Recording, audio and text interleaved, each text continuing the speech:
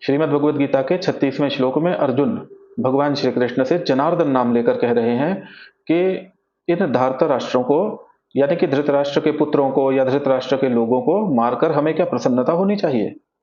जाने कितने ही असुरों का, जाने कितने ही दुष्टों का भगवान श्री कृष्ण ने संहार किया था। उन भगवान श्री कृष्ण को अर्जुन यहां पर जनार्दन कहकर संबोधित करते हैं।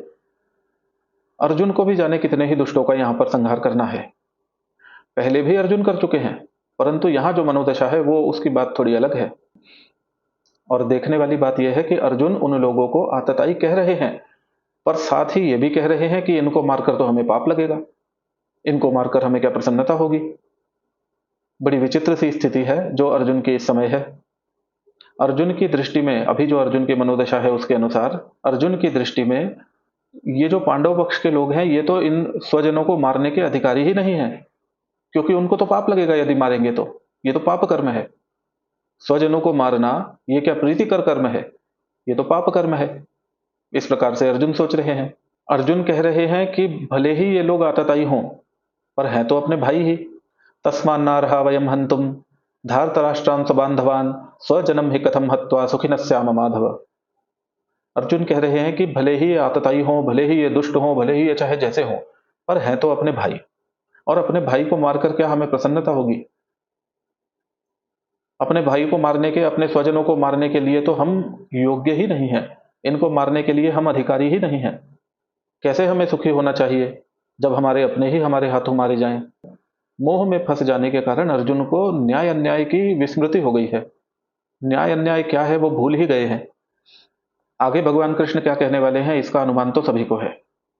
तो उसके आधार पर एक संकेत तो हमें यहां पर अवश्य मिलता है कि जब कोई सज्जन व्यक्ति इस प्रकार की बातें करने लगे तो हमें ऐसा लगता है कि देखो कितना भला व्यक्ति है, कितना बड़ा इसका मन है, कितने उदार व्यक्तित्व का धनी है। परंतु वास्तव में वह उस परिस्थिति से भाग रहा होता है।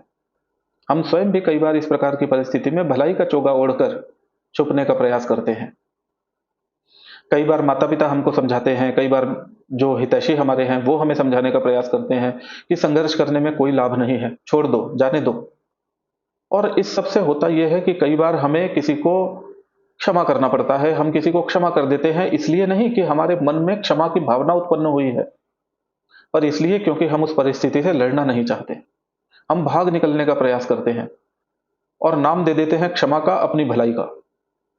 यदि आपने किसी को क्षमा कर दिया तो फिर आपको पीठ पीछे निंदा करने का भी अधिकार नहीं है।